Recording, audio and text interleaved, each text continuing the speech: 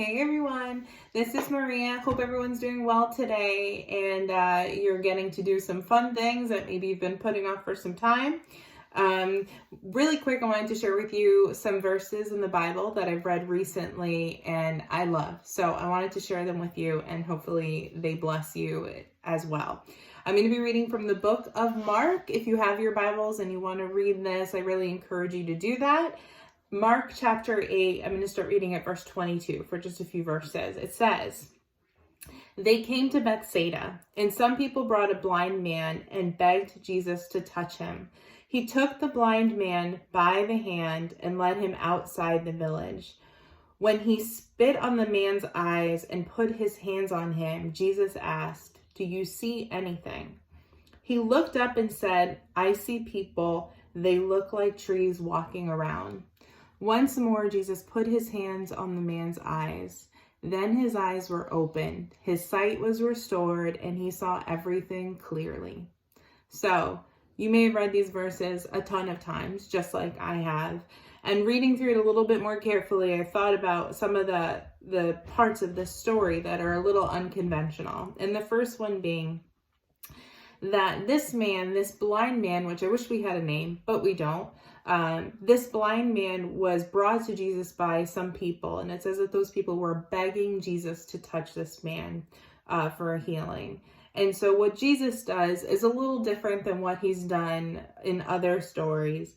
He takes this man by the hand and leads him outside of the village. So my first thought in reading that is, why? Why did Jesus do that? Why didn't he just heal him right then and there?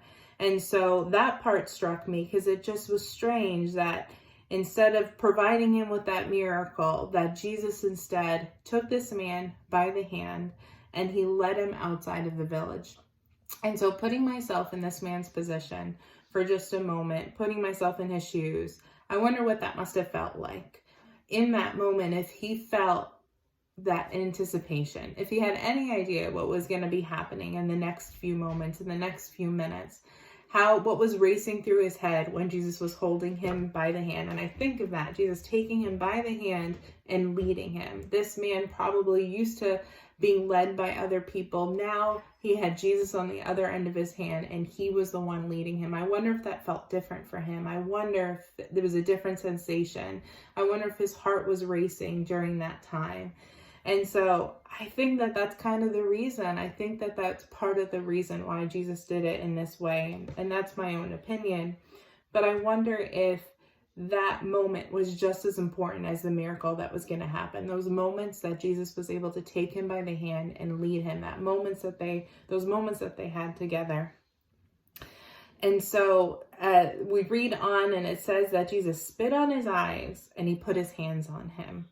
Again, my question is why? Why did Jesus do that? We read in the Old Testament that God just spoke and the world was formed. There was so much power just in his voice that he didn't need to do anything. It could just be the words of his mouth and boom, this man could have been, his sight could have been restored. But it said here that Jesus basically did it twice.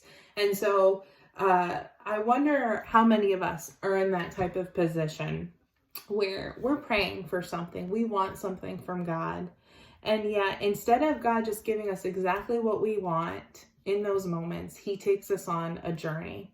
He says, okay, I'm going to take you by the hand, I'm going to lead you somewhere quiet, somewhere private, somewhere where we can have an experience. And in those moments, we're being asked to trust Jesus, to just allow him to lead us to a place where he's going to do something life transforming for us. And yet, even when we get there, Jesus may say, there's still a process involved here. And we may not necessarily understand what that process is about, but there's sometimes that process, and I would even argue, is more valuable than the actual miracle. This man had that moment to always remember those moments, those minutes, whatever that length of time was. I wish we knew. But for his entire life, he can reflect on that time that he had with Jesus, where Jesus took him, had the time, took all the time he needed, all the care in the world to minister to that man. And clearly, we're in times that are troublesome, are scary, are fear-provoking. There's a lot of that going around. And in reading this story, I think about the fact that I have a God that takes me by the hand, that leads me, and that sometimes He's working and things are happening via a few steps, more than I want them to be, unfortunately, but He's saying, I'm doing something. And so I encourage you today, even though as we look around, maybe it doesn't feel like God is present, maybe it doesn't feel like He's doing anything in our world today, but He has a process. And I love that this man, at the end, it says that his sight was restored and he saw everything clearly. You could trust in Jesus. You can trust that through the steps of the process that He's put into place, the end result is that we see clearly and that His plan comes to fruition, and that we have not only the miracle, the life-transforming thing, but that we have that time with Jesus where we can always think back and be like, man, that was so good. You have no idea what it felt like to have Jesus take me by the hand and to lead me, to be able to trust in Him, to allow Him to work in my life, to bring about greatness. So I hope that blesses you today. Don't worry, just let Him hold you by the hand and take you on to where He's got to bring you, and He's got good things for you there. God bless you.